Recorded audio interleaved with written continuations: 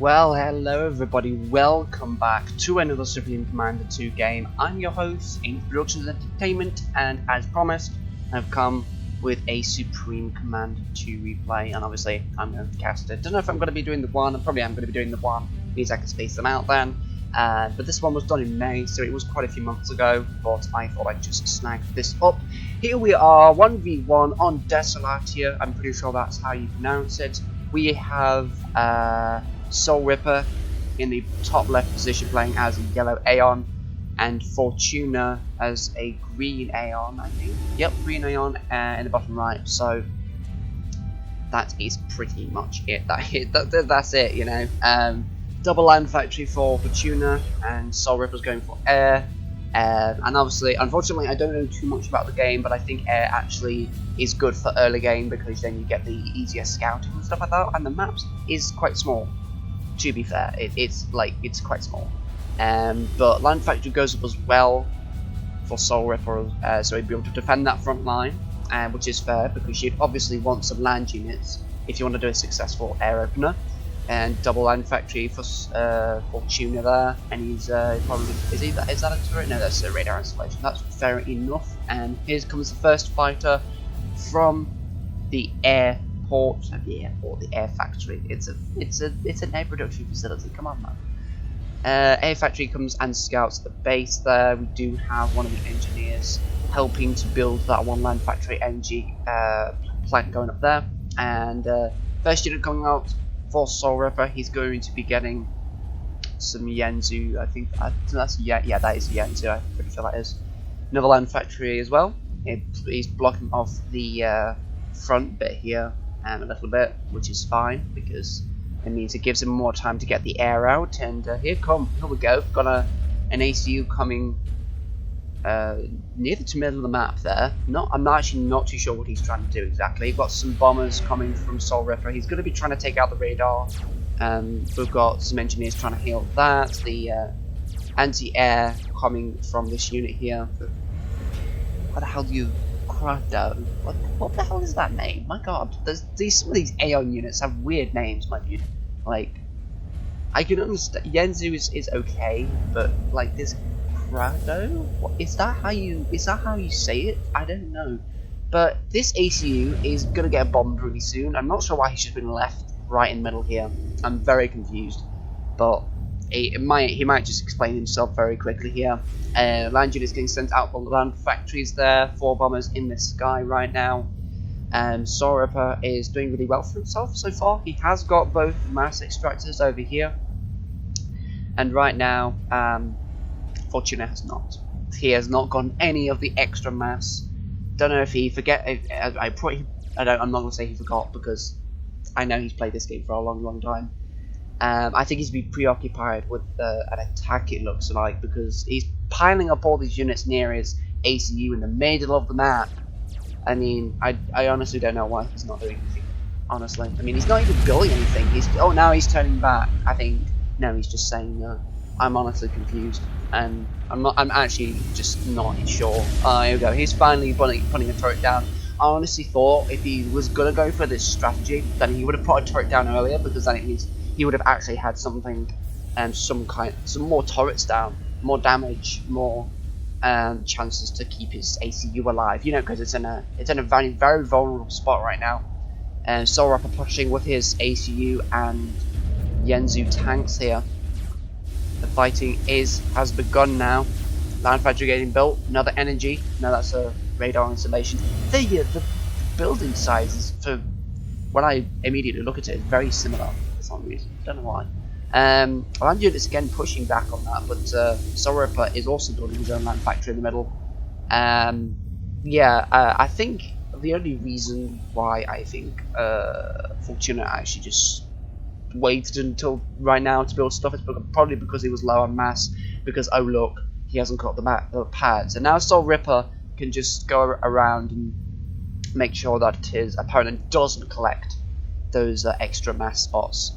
So SoulRipper is really ahead in this resource game at the moment, and it's a bit of a stalemate in the middle right now. Quite slow at the moment, but They're probably teching up right now. They're both going to be just putting out something really cool, I think. Well, at least I hope. No production coming from the air factory. Everything's been focused on land. I think the Yen and Zeus are actually going to engage. Are they not? Nope, they're not. They're not yet. They're pretty equal matched, actually. Pretty equally matched. Here comes a plasma gun thing. Tactical missile launcher. Okay, so both players have got that on their land factories, and they are spouting out some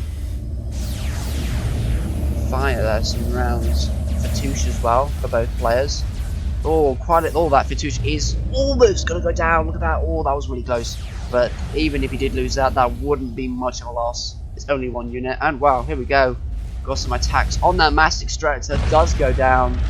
Very nice there. However, this massive force being grouped together, very dangerous right now. Both players have got Fatouches. I think that... well, actually, let me just see. There's only one Fatouche as far as I can see. For that's for Fortuna. And for SoulRipper, he's actually gotten 3. Okay. No, it's not gotten 4. So it's pretty. SoulRipper's doing a good job right now. He's actually ahead because he's got better artillery and he's got I wouldn't say a more fortified position, but he knows what he's doing, and he's gotten the he's gotten an advance, and he's got the extra mass. But right now it's a bit of a wait. He needs to try and find a weak spot and exploit it, but obviously all the attention's in the middle right now, so he's not going to be able to do much. More tanks come out of the land factory, and Fortuna's slowly making his way towards the ACU here. He's going to actually go straight in. The units are going to finally go together. They're going to be clashing here, but Fortuna's going to take a huge amount of damage on that ACU there. Oh my god! Almost to a quarter health there. That is a huge loss of health there. Ridiculously huge. And now SoulRipper's backing off now. But my goodness, Fortuna was in a bit of trouble there. That was quite a bit of health that he just lost there. Don't think it was actually worth it, but SoulRipper's confident he's going to win this, so he's going to push straight forward into the ACU. If he can get it destroyed, then that will be game over already. But the units here in the factory will be guarding the ACU very well here, so it's going to be a bit dangerous to go straight in. The ACU nicely being parked right under the shield, because that's obviously what you want to do, and make sure that the damage goes into the shield, not to the ACU, just protects it a little bit more. And the engineer will be healing that unit as well. SoulRipper just getting the mass as well, just to help with his unit production a bit more. And we've seen a bit of a push coming from Fortuna, although he's just trying to micro around a little bit, trying to not kill all of his own units. The ACU is going to take a bit of damage here. Not quite gotten to half health yet, but that's nowhere near the amount of damage that SoulRipper did. My goodness, that was huge. But here we go, a lot of unit production in the middle here. Not sure what's actually going on around the other bits of the map. We do have quite a few air fighters.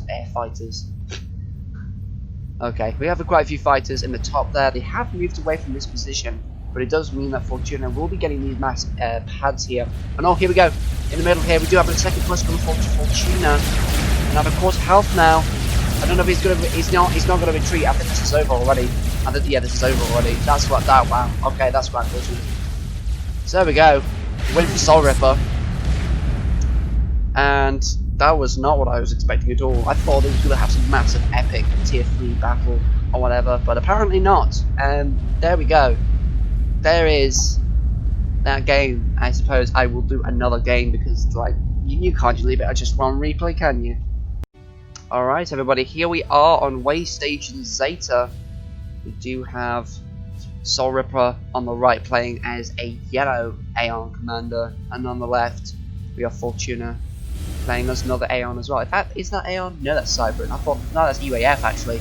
My god, I thought the icon was a bit different, so I thought, oh, well, look, and then it was red, so I thought it was Cybran, but no, it's actually UAF. So SoulRipper switched to UAF, and I can't personally say whether this is true or not, but apparently UAF is actually has got the greatest learning curve. I don't know. I personally don't know. I don't play that game that much, but I'm pretty sure a lot of people can either disagree or agree on that, because see these two players here, for example, they've played it a lot more than I have, so they know the game. I don't really know, but apparently UAF is the hardest faction to master. I mean, I can understand that because really, all UAF is good at, as far as I've seen while I've played them, is like they could just spam out artillery. The artillery for UAF is like really powerful, especially with their experimental artillery and the NOAA cannon, I'm pretty sure. First unit coming from SoulRipper, the air is going to be passing over these structures here, and we've got a competitor in the air as well. That's one Eagle bomber, and that will be getting taken down. But at least SoulRipper has gotten the information, scouting information it needs. But yeah, I'm not sure about the UAF statement, but I can definitely say, the Aeon is like the faction you want to play as if you want to cheese the game, because of the loyalty guns and because they have teleport as well. Like the teleport is quite insane. I know that Titan bots have a jetpack boost, I'm pretty sure, something like that. But I mean, like the Aeon faction is total cheese. You can, it's like Yuri in Command and Conquer. It's ridiculous. You can just, if you're good with that faction, you can just win without even trying. In some occasions, it's ridiculous. In fact, it's actually less so with Aeon. And Yuri is just ridiculously powerful. And if you don't know what I'm talking about, then I will say so down in the comments. I don't want to clog this video up describing how this Yuri faction is compared to Aeon. But anyway, quite a few air units being put out in the skies though. We do see one air factory though. He's just focusing on getting some mass there. We do have 8 mass extractors going away there, which is very nice. Fortuna is having a bit of a, yeah, he's going for a double air factory. He's not focusing too much on that mass there, but he is going to be putting down some energy in the top lane there, and we do see 5 fighters coming out. But overall, I don't know. I mean, whether depends how this match goes, but I'm not too sure whether the move for going for extra resources or more troops would be good. I think the extra resources probably wins overall. UAF stuff can be really powerful, and obviously Cybran isn't really a good placement, I don't think, because their C units are amphibious, so using them to the max efficiency wouldn't happen, obviously, because you haven't got any sea around here. But then again, I don't know if it's UAF or Cybran that has the recyclers. I really don't know. I can't remember actually. I think it's Cybran that has the recyclers. That's just unreal. And that will just be terrible to just use them. I mean, there are a lot. The problem is with the DLC, they have a lot of OP units and buildings that they can use. So I'll just speed this up here. But yeah, they have a lot of OP units that they can build for all factions. And that's something that I found out when I got the DLC, and it's quite outrageous. But I don't think these players would want to just absolutely cheese this match and use the most powerful weaponry at their disposal. We do have a fighter coming from SoulRipper. It does get gunned down, and the fighters from Fortuna are going to be guarding the top because it's just quite undefended. Fair enough. SoulRipper is just pushing out that air now. He has got double air factory, and here comes a scout from Fortuna just getting absolutely bombed to hell. Well, shot to hell, because if it was bombed to hell, it would probably be on the ground. But you know what I mean. Engineer going up to the right, to the top left here, to claim the extra mass and energy. Just use that land while we could. A lot of air grouping in both bases here. We may see a huge air battle. I don't know if either players wanted to transition to ground. We do see third air factory for SoulRipper and fourth one for Fortuna. So I think Fortuna may have a slight advantage because they're both bomber and fighters. So because they're a combined role, it makes it a lot easier for them to be produced. Here we go, a push coming from Fortuna. He's going to be shying away from these air factories though. In fact, I'm pretty sure Fortuna's a woman, actually. I'm not too sure. I think one of the people told me that Fortuna was a woman. Is she a woman? I don't know. I mean, of course, calling a man with a male is bound on a certain amount of assumptions. Wow, what am I doing? I'm getting way off track here. But I mean, there's a lot of micro. There's a lot of air towers being built. No one's wanting to go ground. It's just air. I mean, look at this. 6 air factories for Fortuna, and 5 for SoulRipper here. Oh, it's going to be getting quite tense, to be honest, because no one's really wanted to step forward, and here comes another scout here. I don't know what Fortuna's thinking right now. I don't know if he wants to go along the top or something, but SoulRipper is looking quite eager. He's going to be moving forward. He's wanted to make a move, but he's a bit hesitant whether it's a good idea or not. I mean, 6 air factories is quite a lot, but Fortuna's going to be making a move very soon. Oh, who's going to be moving first? I don't know. I really don't know. No one. They really are hesitant. My goodness, a lot of wasps. That's a lot of wasps.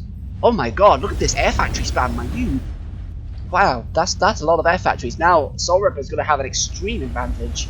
Look at this. 1, 2, 3, 4, 5, 6, 7, 8, 9, 10 air factories. My goodness, that's overcompensating, but he really wants to win this. He can't handle the climactic bit we've just reached in this match now, but he is going to finally... No, he isn't going to make his move. Ooh, he doesn't know whether it's enough units or not, but SoulRipper is going to be producing a couple more air factories after the research stations are done. But SoulRipper is going to have to do something quickly. He's got a lot more aircraft, I think. I'm very sure the production would be a lot more. Oh, go, here's the 11th air factory up at the top here. We've got some turrets firing on those structures of Fortuna here. Oh, it's looking pretty tense. I honestly don't know who has the bigger air force, but look at all these air factories. This is ridiculous. Oh my goodness. Is someone going to make a move? Who's going to make a move? Oh, here we go. Fortuna's going to be coming in. He's going to be trying to take out the fighters. Oh, let's slow this down. Oh, a lot of air going to be going down here. That's a massive air battle. Look at this. Oh, it's gorgeous. That's one thing I've loved about Supreme Commander. You can just spam out units and it looks beautiful. Doesn't matter if it has any strategic value. It just looks amazing. I mean, look at this. Oh, it's gorgeous. But it looks like Fortuna will be losing that match drastically, and because of that, Fortuna quits. So I mean, it's pretty understandable. SoulRipper's just gone all out here, and he had loads and loads of air factories. Oh my god, that was ridiculous. So yeah, that was a lot of air that he put out. But GG's to SoulRipper again. Now we're going to be going on to the third match. Alright everybody, last game for this video. I'm pretty sure SoulRipper is going to win this as well. We do have a 1v1 on Arctic Refuge. Down in the bottom left we do have SoulRipper playing as a UAF again, a yellow UAF, and Fortuna sticking with Aeon. Aeon all the way. It's going to be a blue Aeon this time. Another aircraft getting sent out of that one, but I'm going to be doing that scouting maneuver there. But yeah, this SoulRipper has just been ripping apart his opponent. It's been quite fun to watch, and unfortunately, it is a bit sad that I don't really know what's best for players to do, for what kind of strats people want to do for when they're doing PvP, because I just don't play the game. But it probably will change. The only thing is that my internet is unpredictable, so I can't really go into a game. That's all that's holding me back, unfortunately. But doesn't mean I can't enjoy a good replay and upload it when I have the chance. Oh, Harvogs, what are they doing? They're going to be scouting the bottom here, it seems. They might even be targeting Mass Extractor, but we do have a couple of rockheads coming to meet them. Oh dear, that would have almost worked. I mean, that would have almost worked. Fair enough. And the Harvogs will have to retreat from there. And this time is going to be a land game. Bombers will be doing some damage to those Mass Extractors. I'm not sure. Yeah, this SoulRipper's not going for any air whatsoever. So no, actually, but Fortuna. What am I saying? SoulRipper, my dude. So yeah, Fortuna's not going for any air production at all. So SoulRipper might actually get some good damage in. Energy generator getting hit as well. And here comes an advance coming from SoulRipper. He's going to be pushing his UAF ACU up with some rockheads. And it's pretty good. He's going to be taking these 2 structures at the very least. But Harvogs do come to meet his force, but they will be overpowered just by the 1 ACU here. But more Harvogs coming to join, and there should be just enough but the mass extractor goes down, and so does the so does the energy generator as well. I don't know where the ACU is actually. Is he over here? Yes, he's over here. The ACU is over there, the top left, just making a bit of an outpost. Bombers are going to be looking for more targets as well, and SoulRipper is going to be advancing down to the bottom right as well. So, I mean, SoulRipper is just, you know, expanding really nicely here, and he's got enough money to put out a lot of production structures. I don't think so. Yeah, the SoulRipper should have just gone in there, but he doesn't, and that's good. He keeps his units alive. We do have a couple of P-shields as well to protect the rockheads from damage. A lot of Harvogs being put behind the factories and under the shields, just so that they have a good defense, so that they can repel SoulRipper's forces. In the main base, we do have more Harvogs being built here. And oh, a land factory right on the front door. He's not wanting to advance. All these rocket tanks will be protecting this area. And that's quite unfortunate here, but the rockets are just teasing the units out of the range of the shield here. The tactical missile launchers will be weakening the P-shields a little bit. Bombers also circling in the air like eagles. But here we go, a push from SoulRipper. Will not be doing too much damage. He will be taking out a few units, but he is going to try and put the pressure a little bit. Just trying to weaken the defenses a bit more. Harvogs coming from the main base towards this outpost. Yes, the damage is only a little bit. There are actually too many P-shields. No, not actually. They're actually quite a bit. They're actually a nice amount, but the shields do keep regenerating quite quickly, so there's not a lot of chance for the rockets to be hit, unfortunately. Harvogs can't really do anything at the moment. It seems that SoulRipper has gotten Fortuna in a chokehold a little bit. This main base is the main focus of Fortuna's forces, and this unsuccessful push coming from SoulRipper will weaken the shield of one of the land factories, but it will heal up quite rapidly. Artillery coming in as well. Oh goodness, okay. So he's going to be putting down some artillery as well. He probably will need that just to put the fire nails on the coffin, but it looks like that SoulRipper won't actually be able to puncture through the defences. Fortuna nicely managing that front line there. We do have the first Fatouche. Oh, actually the second, the third. Well, we do have some Fatouches getting built now. I was wondering when they were going to get constructed. Oh, rocket goes down. There we go. Rocket is going to go down. The firepower of the Aeon is going to drastically increase now. SoulRipper, I think, might have missed his chance here, and he might be repelled from this area. And oh my god, wow, that's a large amount of units. They're going straight down into the main base. While SoulRipper is distracted, he's going to have to pull back his units and try and defend this area, but he will lose his mass extractor. Very nice play coming from Fortuna there. The teleport. This is just OP, my dude. Look at this. This is a huge amount of damage he just dealt. Wow. Very good play. Very good play by Fortuna there. This is part of the reason why, like, Aeon is a bit of a joke, because of this. It's just, they can use teleport and instantly flip anywhere, but because of that, SoulRipper got through the defenses and he's tearing up their expansion. I don't know if that's going to be it or not, but it looks like it's going to be close. Oh wow, there are barely any units alive. Okay, he used teleport. He's going to be taking down another land factory. Both players suffering heavy casualties, but both players still alive. And I think both players still have their ACU as well. There's SoulRipper's ACU moving with the forces here, and there's Fortuna's ACU coming into the main base there. But SoulRipper's going to make his another push. I think he's just going to go all in now. He's got a lot of ground units, and he's going to be going straight in there with all of his P-shields. There goes an energy generator. And there we go, all these petty defences are going to get absolutely obliterated, and I think that's it for Fortuna. The Harvogs are not going to catch up quick enough to this assaulting force here. And I think that's it for Fortuna here. Yeah. Quite unfortunate here. Oh wait, it might, maybe not. But if he does, if Fortuna does lose the AC, that's going to be it. But then again, it probably is over because of the massive production that SoulRipper has. And there we go. Fortuna has been defeated. So hopefully you have enjoyed these replays. Again, just the replays that I thought I'd pick up and have a look at. If you have any replays to suggest to me below, do it in Discord, my Discord.